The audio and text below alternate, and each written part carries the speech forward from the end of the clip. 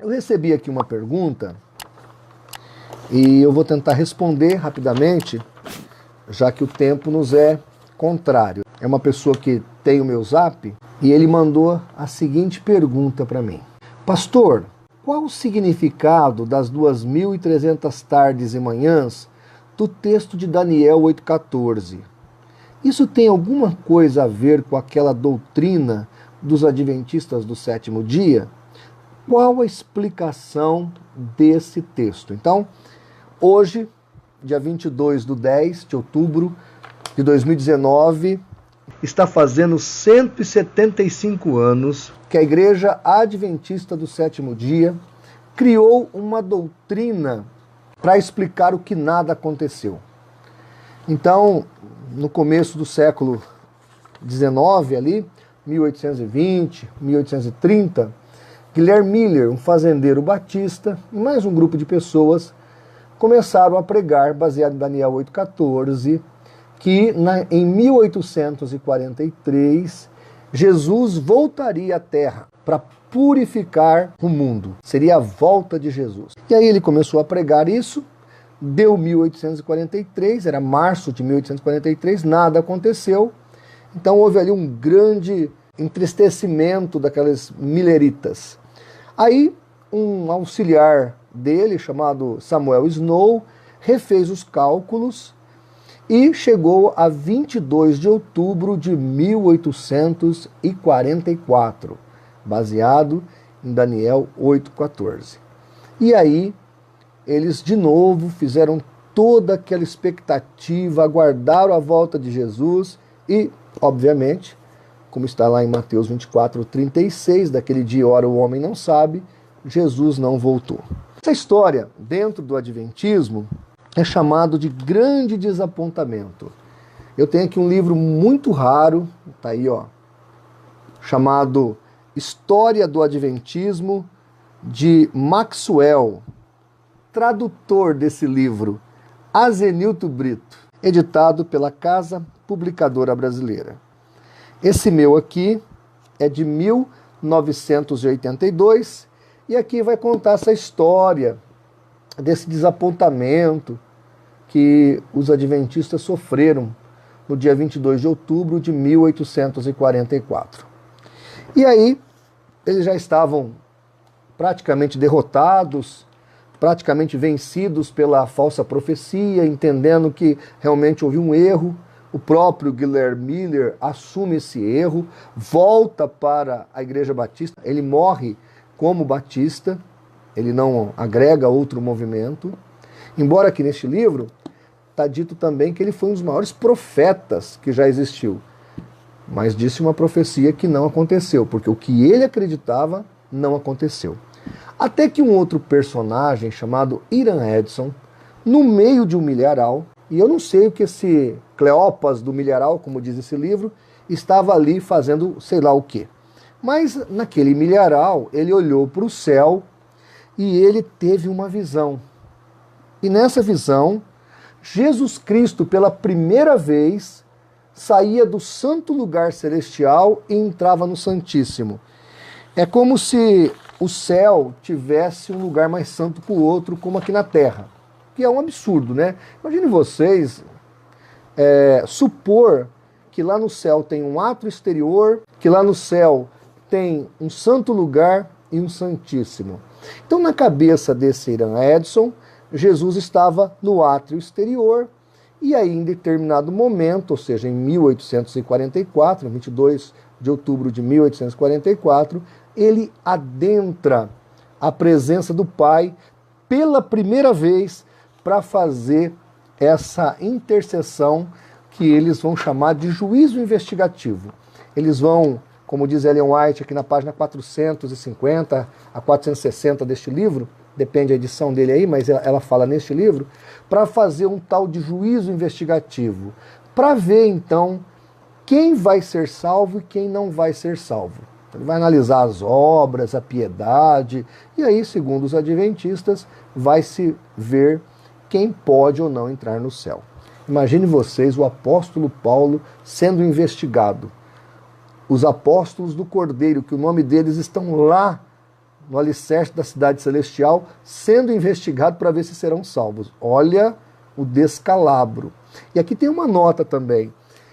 Por que o adventista nunca conjectura a mínima possibilidade da imortalidade da alma? Por causa dessa doutrina do juízo investigativo. Por quê? Se a imortalidade da alma, ou imperecibilidade do espírito for verdadeira, e o crente salvo já estiver com Jesus, e o ímpio já estiver no Hades sofrendo, não vai ter juízo investigativo. Seria inócuo essa atitude, suposta atitude de Jesus. Por isso que o adventista nunca vai aceitar a doutrina da imperecibilidade da alma.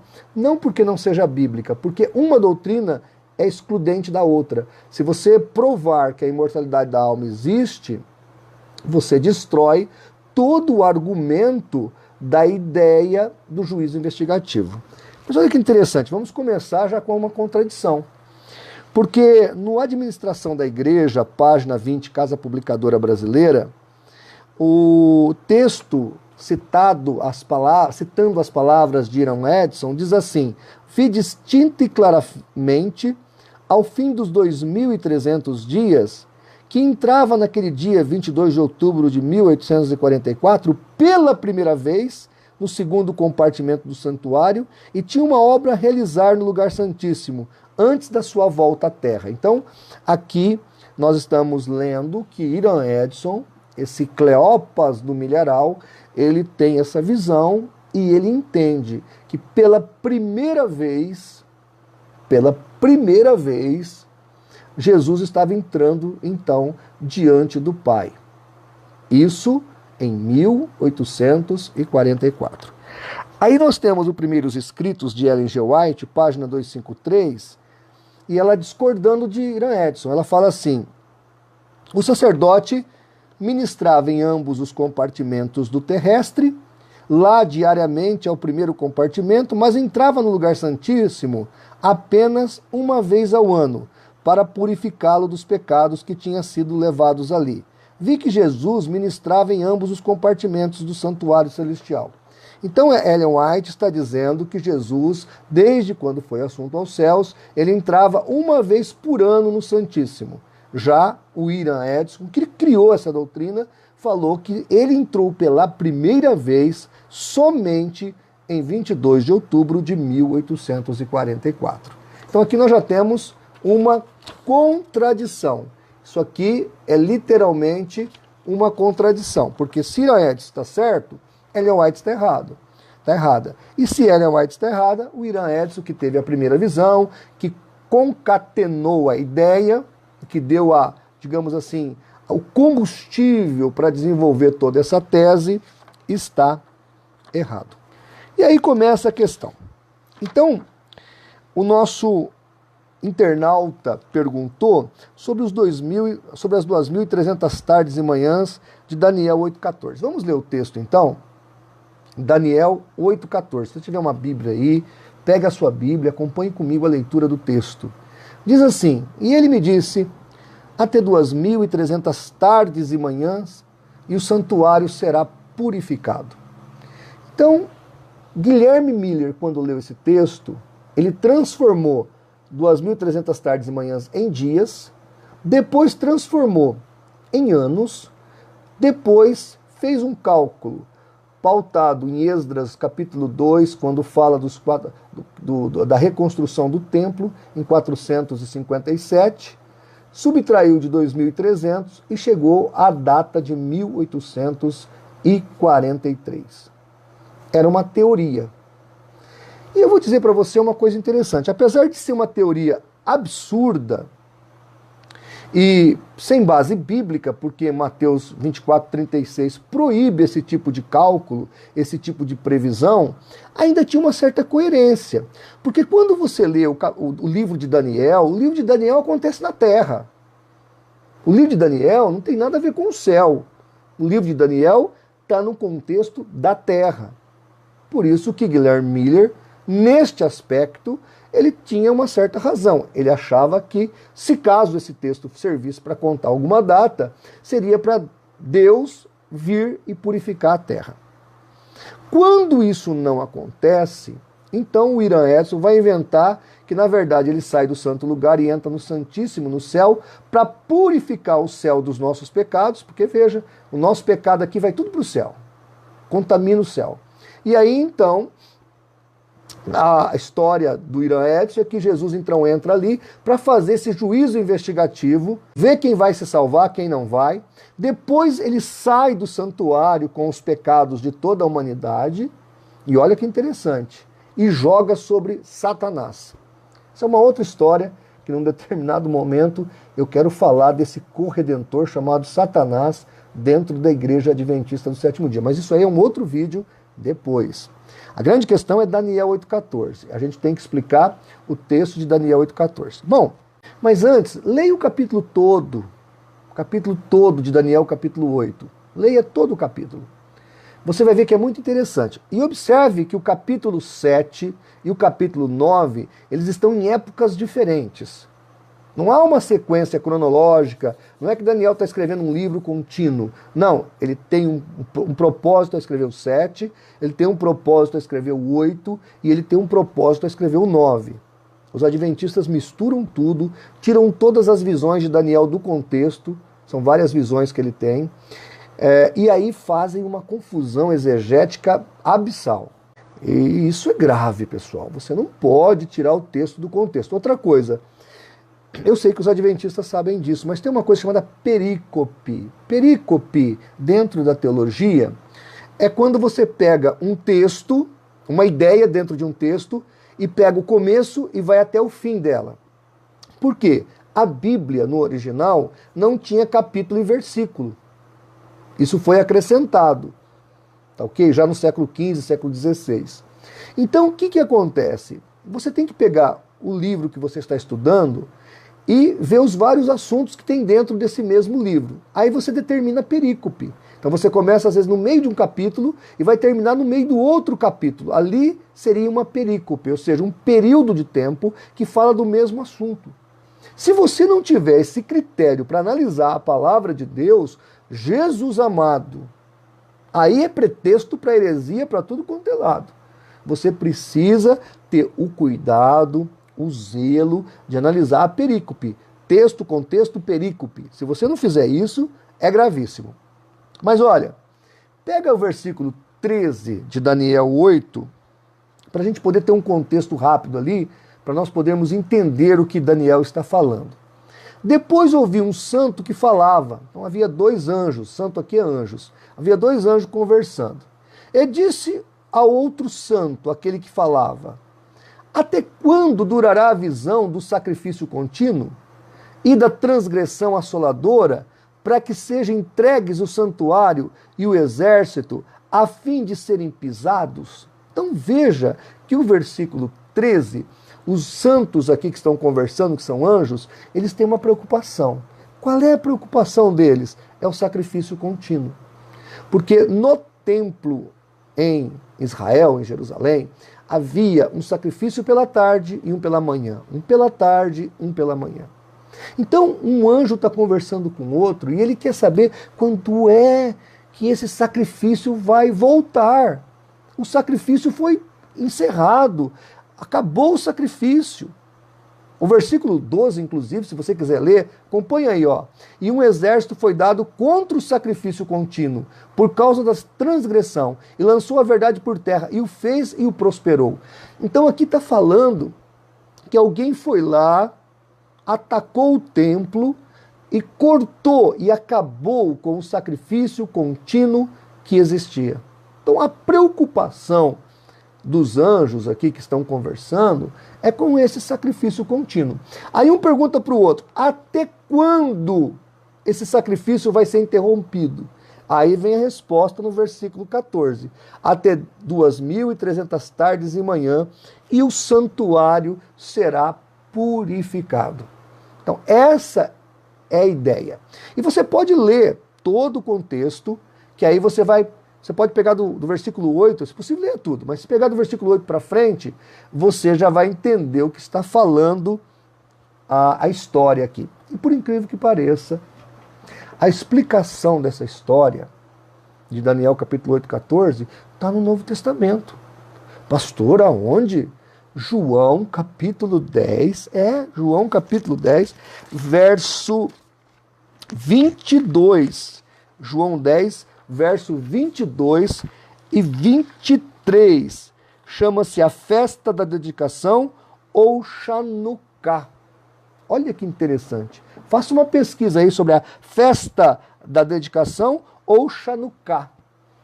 Tem a ver com esse texto aqui de Daniel 8,14. Tá certo? Que aqui fala, na verdade, alguns teóricos falam que é 2.300 dias, mas quando você põe dentro do contexto, você vai entender que são 1.150 dias. Porque tem a ver com sacrifícios, e não com tarde e manhã, mas sim com sacrifícios de manhã, aliás, de tarde e de manhã. Sacrifício de tarde, sacrifício de manhã.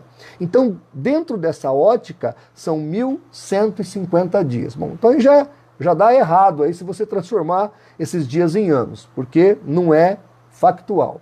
Aqui não é uma possibilidade. As 70 semanas tem 70 partes, ali é um outro contexto. Aqui, neste contexto, não dá para você colocar. Mas veja, eu falei que está lá em João 10, 22 e 23. O que aconteceu? Festa da dedicação. Quando você pega aí o versículo 8, diz assim, e o bode se engrandeceu sobremaneira. No próprio final do capítulo vai dizer que esse bode aqui é o governo da Grécia, é o governo grego. E ele fala que ele cresceu sobremaneira até que esse chifre foi quebrado. E olha que interessante, Alexandre o Grande morreu aos 33 anos. Alguns dizem que foi até de causa natural. E aí o que acontece? Desse chifre quebrado, levantaria 4 outros chifres.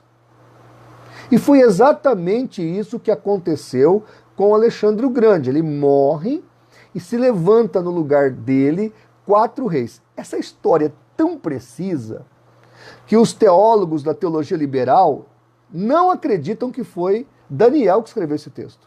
Na cabeça dos teólogos da teologia liberal, isso aqui é tão preciso, é tão exato, que foi escrito posterior. Eles não entendem que existe a possibilidade da onisciência de Deus e da presciência do Espírito Santo na vida de Daniel. Eles não acreditam nisso. E por isso, na cabeça desses teólogos liberais, o texto é posterior. Não é verdadeiro. O texto é escrito por Daniel. Mas o fato é que ele é preciso. E aí, uma dessas 4 pontas vai contra o santuário. Olha aí, versículo 10. E se engrandeceu até contra o exército dos céus, e alguns dos exércitos, e das estrelas, e lançou por terra e os pisou. Imagine o diabo estragando o céu, pisando o céu, isso não faz sentido, né? Então, é claro que está falando do templo aqui, físico. E se engrandeceu até contra o príncipe do exército, no caso o sacerdote do templo, e por ele foi tirado o sacrifício contínuo, e o lugar do seu santuário foi lançado por terra, e um exército foi dado contra o sacrifício contínuo, por causa da transgressão, e lançou a verdade por terra, e o fez e prosperou. Então, aquele bode, ele morre, e levanta-se 4 chifres no lugar dele. Tá? E um desses chifres é que vai ser usado para atacar o templo, para destruir o templo e profanar o lugar sagrado. E isso tudo vai acontecer num desses reis chamado Antíoco Epifânio. Esse anticristo desse período, que nós colocamos como um anticristo fora do tempo, né? Porque ele tem todas as características de um anticristo, ele vai atacar o templo, ele vai oferecer uma porca no templo, e por 3 anos e meio aproximadamente, vai vandalizar o judaísmo e o povo de Israel. Ele vai profanar o templo, vai perseguir o sacerdote, vai matar, estuprar, violentar, vai ser uma barbárie ali na cidade, na Jerusalém de Deus, vai ser uma coisa terrível. Ah, pastor, onde é que você pode ver isso também? Onde a gente pode ver isso também? Você pode ler os livros apócrifos de 1º e 2º Macabeus. Como história é bastante interessante. E você pode também ler Flávio Josefo. Aqui, ó, Flávio Josefo. Flávio Josefo vai falar bastante dessa história, vai contar sobre esse domínio de Antíoco Epifânio, vai falar da libertação, de como aconteceu. E aí, olha que interessante. Essa festa de dedicação de João 10, 22 e 23 é justamente desse momento.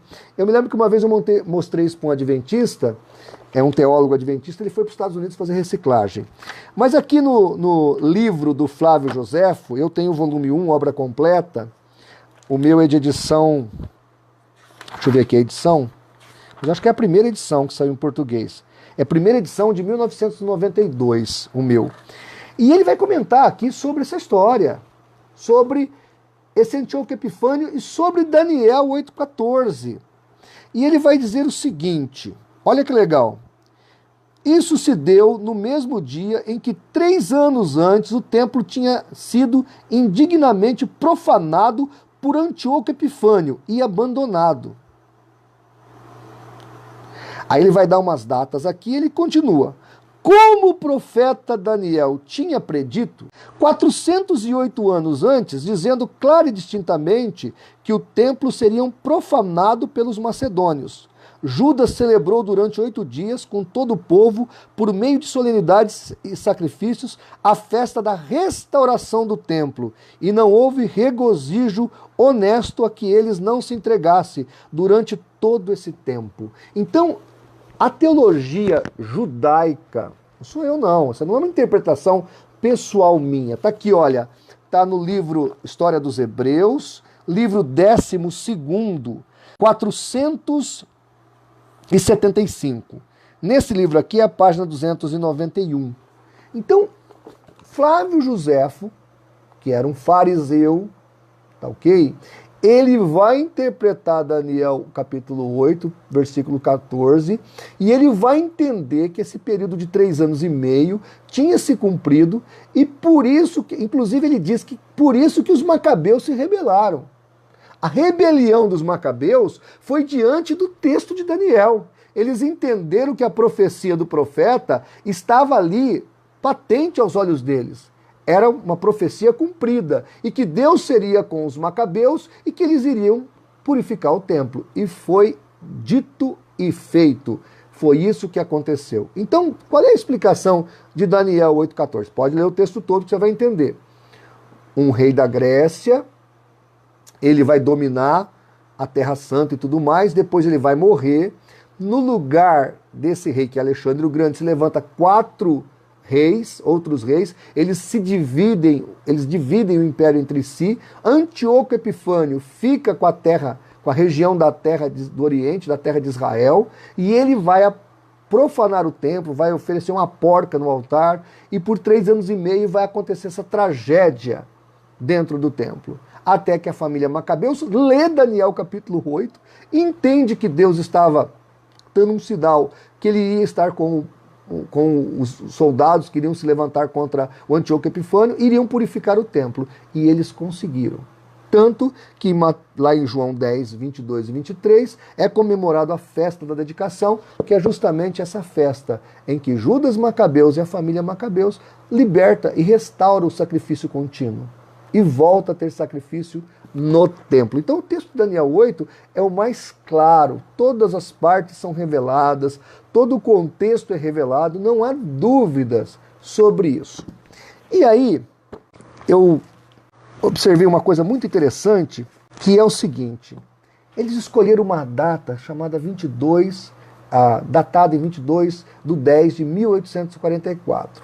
E essa data, segundo Samuel Snow, segundo Irã Edson, segundo os adventistas, correspondia ao Yom Kippur, porque já que é para purificar, a purificação acontece no Yom Kippur, Levítico 16. Então, esse Yom Kippur aconteceu dia 22 de 10 de 1844. Olha aí, olha que balaio de gato é isso aí.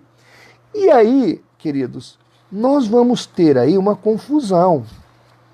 Por quê? Todo Yom Kippur, ele tem uma cronologia, ele é datado. É o 10º dia do 7º mês do calendário judaico. E aí, quando você apela para o calendário judaico, você descobre que nunca essa data foi comemorada na segunda quinzena de outubro. É sempre no final de setembro e no começo, na primeira quinzena de outubro. Isso nunca aconteceu dia 22 de outubro. Inclusive, neste ano de 1844, o evento vai acontecer em setembro. Deixa eu ver aqui a data certinho. Vai acontecer no dia 23 de setembro. E aí você pode pegar o livro do caso White, olha aí o caso White, onde o pastor Sidney Cleveland, na página 249 do livro, ele vai citar a carta de um rabino caraíta, que é um rabino de uma seita judaica, que os adventistas tentam justificar e usar para dizer que o Yom Kippur caiu no dia 22 de outubro de 1844, e ele cita aqui a fonte. E esse rabino caraíta, chamado Yusuf Ibrahim Marzuki, isso em 1939, ele vai dizer o seguinte: quanto às datas da Páscoa e do Yom Kippur, dia da expiação, elas são as seguintes. De acordo com os judeus caraítas, no ano de 1843, o Yom Kippur foi na quarta-feira, 4 de outubro, e precisamente na mesma data, segundo os judeus rabínicos. No ano de 1844, foi na segunda-feira, dia 23 de setembro, para ambos, tanto para os caraítas, que é uma seita judaica, quanto para os judeus rabínicos. Então veja que se tem que ser, vamos supor que Jesus vai mudar realmente de lugar, porque lá em Atos capítulo 7, no final, 53, 56, quando Estevão está sendo apedrejado e ele olha para o céu, ele vê Jesus ao lado do Pai. Hebreus capítulo 6, 20 a 24 e Hebreus 9, 12 deixa claro que quando Jesus foi assunto aos céus, ele já entrou na presença do Pai e intercede por nós. Então, essa conversa aí de juízo investigativo é conversa mas muito conversa para boi dormir. O cara tem que ser muito, muito, muito alienado da Bíblia para acreditar numa história dessa. Tá ok? Porque não tem cabimento, né? Mas vamos pegar que isso aí fosse possível. Então, o que está dizendo aqui o livro do pastor Cleveland, que foi um ex-adventista por longos anos? Ele está dizendo que ele fez a pesquisa e ele descobriu que tanto para as seitas caraítas quanto para os rabínicos judaicos, eles não compactuam com a ideia de que foi dia 22 de outubro. E aí, o pastor Paulo Sérgio Batista vai falar a mesma coisa no livro dele, Os 7 Mitos do Adventismo. E aí, nós temos aí um judeu messiânico dentro da igreja adventista, chamado Sérgio Monteiro, e eu aqui estou com o texto dele, olha. Então, nesse texto aqui, ele vai dizer o seguinte, que realmente, para os judeus rabínicos, o Yom Kippur de 1844 aconteceu dia 23 de setembro. E aí, um pouco mais para frente aqui, eu vou botar essa citação depois, na hora que eu editar a live, eu vou pôr o texto dele falando, o senhor Sérgio Monteiro, pastor e judeu messiânico, membro da Igreja Adventista do Sétimo Dia. Ele vai dizer o seguinte: o líder caraíta Nehemiah Gordon escreveu em 1999 no Karaite que naquele ano a data do Yom Kippur, de acordo com o calendário bíblico, deveria ser 20 de outubro e não 21 de setembro, como no calendário judaico oficial. Então vou repetir aqui. Ele está dizendo que o líder caraíta Nehemiah Gordon escreveu em 1999, segundo essa seita, que naquele ano de 1844, o Yom Kippur, de acordo com o calendário bíblico da seita, seria dia 20 de outubro e não 21 de setembro. Então ele tenta corrigir o que o Cleveland falou ali.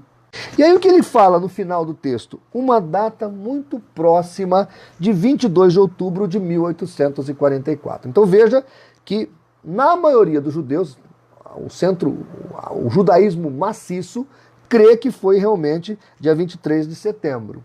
Mas essa seita aqui vai falar que foi dia 20. Agora veja, ou foi dia 20, segundo essa seita, ou foi dia 23 de setembro. 20 de outubro ou 23 de setembro. O fato é que mesmo que diante da seita caraítas, não aconteceu Yom Kippur no dia 22 de outubro de 1844. Aí você vai dizer, pastor, qual é a relevância disso? Simples, a teoria foi por terra. Porque, veja, eles não podem corrigir a coisa. Eles não podem dizer, olha, realmente, os judeus caraítas, que nós vamos seguir aqui para esse caso, falou que é 20 de outubro. Vamos mudar a data de 22 de outubro para 20 de outubro. Eles não podem mudar a data. Mas por quê? Porque Ellen Goldwhite teve a visão. E ela falou que era naquele dia. Ela disse que era naquele dia. Se você falar que foi dia 20, não dia 22, você está provando que Ellen White é uma falsa profetisa. Se você falar que o certo, e o certo é mesmo, dia 23 de setembro, aí ó, babau totalmente para a teoria. Aqui o que ele está argumentando? É próximo, é uma questão assim de 2 dias, sabe? Deixa para lá. É o que ele está tentando argumentar. Ó, nós adventistas, não precisamos ficar tão atribulados com esse pequeno erro, foi só 2 dias. Pode ser que mudou, já que o calendário tem um desacerto aí de 6 a 4 anos, quem sabe 2 dias não muda nada. Conversa fiada aí. O fato é que não existiu Yom Kippur no dia 22 de outubro de 1844. Muito menos Yom Kippur no céu. Ok? Então, assim, o Sérgio Monteiro aqui acabou, talvez sem querer, entregando que Ellen Goldwhite é realmente uma falsa profetisa e que em 1844 não aconteceu nada. Quer dizer, aconteceu. Aconteceu uma fraude. Os mileritas marcaram 2 vezes a volta de Jesus, Jesus não voltou, e dessa mentira, desse engodo, nasceu uma seita chamada Igreja Adventista do Sétimo Dia. É isso aí. Gente, então, qual é o contexto de Daniel 8,14? O contexto de Daniel 8,14 é Alexandre o Grande, sua morte, levanta-se 4 reis, um desses reis que vai cuidar do Oriente, que vai cuidar das terras de Israel, é Antíoco Epifânio. Ele profana o santuário e corta o sacrifício contínuo por 3 anos e meio. Depois, a família Macabeus, lendo Daniel capítulo 8, está aqui, ó, em História dos Hebreus, lendo Daniel capítulo 8, entende que a profecia tinha se cumprido, era tempo de libertar o templo, vão lá, libertam o templo, e hoje nós comemoramos, até hoje os judeus comemoram a festa da dedicação, que está no Evangelho de João, capítulo 10, versículo 22 e 23. Gente, mais claro que isso, só o sol do meio-dia. Tá ok? Então não há desculpa para acreditar nesse conto do vigário chamado juízo investigativo. Isso não aconteceu. E pior, pastor, mas tem pior? Tem, isso aqui tem um monte de Frankenstein monstruoso, e tem o lado luciférico, onde os pecados são colocados sobre Satanás. Isso é algo tenebroso. Pior ainda do que colocar os pecados sobre Satanás. Eu tenho aí um vídeo no site do CACP Vídeo, um pastor adventista dizendo: a obra de Jesus não acabou na cruz. Ele pega e esmaga João 19:30, quando o próprio Cristo fala: está consumado, acabado, liquidado, feito. Ele vai lá e diz que não. A obra de Jesus, faz 175 anos que Jesus está lá lendo os livros. Até, pessoal da Igreja Adventista, eu acho que vocês deveriam ligar lá para o céu. Alô? É do céu? Então, Jesus, o senhor não quer aí um computador quântico aqui da Terra? Nós temos computadores ótimos, que lá no processador LHC, que estão fazendo lá para colidir prótons e elétrons, isso, lá na Suíça. Então, eles têm um supercomputador lá, que se o senhor usar, em 1 semana o senhor faz esse cálculo, Jesus. O senhor não quer emprestado?